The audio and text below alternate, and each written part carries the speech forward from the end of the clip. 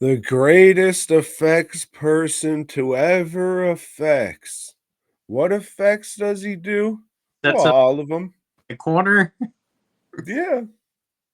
It's all done with mirrors, they say. A little bit of smoke. Hmm. So this guy is hired by the cops, the pigs, the FBI, some kind of somebody, and they said, "Hey, we got this WAP, and he's in witness protection. He was made at one time, but now he wants to spill the beans to save his hide. So we need you to do some of that fancy motion picture stuff to make it look like he's assassinated." But Joe, the cops are crooked, and they set this effects guy up, The setup. and he really assassinates that spaghetti twirling wop, Joe. Or does he? Find out in the hit motion picture F/X. It was pretty good. Um, like it's I don't want to say quaint, but it's definitely a throwback type movie.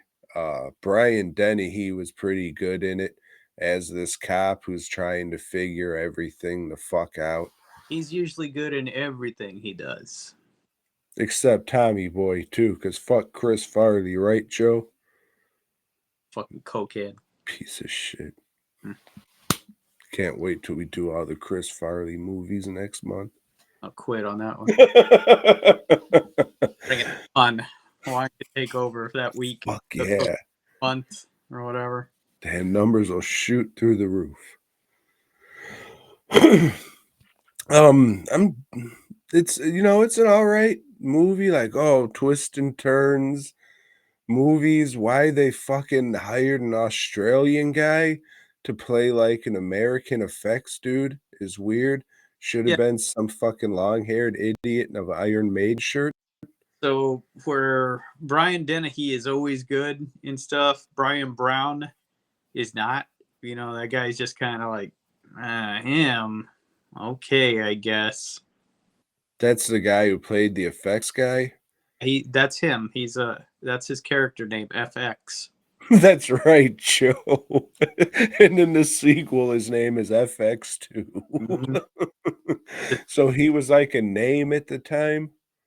Not a big name. I guess a name in movies like this, because this didn't have a big release. It did get a theatrical release, but it's one of those that people mainly watched in on home video. And that's where I watched it, Joe. The home video known as streaming. Hmm. Yeah, I just thought that was a very weird choice to have this Australian mate. Yeah. Is this? I But mean, I don't remember a lot of it. I remember being underwhelmed by it. For a movie called FX, there's very little of that in it. I mean, it's all different kinds of effects. He does them all. He does blood. He does monsters. He does explosions. He does car crashes. It's not how this works. You Yeah, like specialize in one thing. They're not gonna have the fucking monster guy set a guy on fire. he's an FX jack of all trades, Tom. I mean, yeah, all right, I'm gonna be the mask guy. Well, okay, all right, we'll call you when we need you. Well, I mean, I wouldn't say that. It's like the special makeup effects all encompassing, which is, masks, animatronics, makeups. It's Hey, not masks, animatronic makeups, car crashes, pyro, stunts. such a little nerve there. So, hey, well, No, I mean just for the you don't understand this industry. but I mean, I know what you do. You can fucking sew a dress, you can print on a shirt, you can do all that shit, but this is something different. Limited myself to just screen printing. Yeah, it would be great if I was like fucking Brian Brown, Mr. FX in the movie, and could do everything. But he was a fucking go-getter, you know? He decided, oh, I'm not just gonna do pyrotechnics, you know, I'm gonna do it all. He wasn't just a go-getter, Joe. If he hadn't, he would have been dead, you know? Kinda. I mean, sure, he has a Punisher van full of his tricks. Yeah, who wouldn't, you know? I mean, most people, most people aren't gonna have a fucking. It's just what are we doing? It's but that being said, it's all right. I liked it.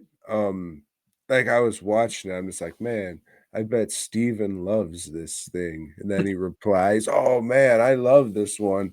Yeah, it figures. It's good. Will I watch it again? Probably not. Well, I Will don't I know it since I watched it back on VHS, and I think I was in what, middle school at the time. holy shit, this didn't come out in the 1820s. Sure, it did. I don't know. This was 80s, it had to have been. Mhm. You weren't in middle school in the 80s, were you? Yeah, Holy shit. Damn, I thought it would have been 70s for sure. There's horror things in there. There's a zombie poster. There's like a picture of the It's Alive baby. And they're just like, hey, isn't this from the movie Screwy Fruit Loops or whatever? And he's like, oh, yep, sure is there, mate. Oh, okay. They're just making up shit and using shit. I don't know. It's fine. It's not this fucking big effects monster movie. It's like, hey, look, there's molds. And the process of them doing the life cast, sort of, kind of. And then they go off and he makes these fucking floating makeups that are, you can't do it in the short amount of time that they fucking had. they did back then, Tom. No. Good. That's the way they did it in the 80s. You know, had to get. I mean, Joe, Oh, I was taught in the way of 80s makeup, and it wasn't that fucking fast. And it's all right. It's I would say it's worth a watch, mostly for Brian Dennehy. The effects stuff is just like a little whoo, need a mold.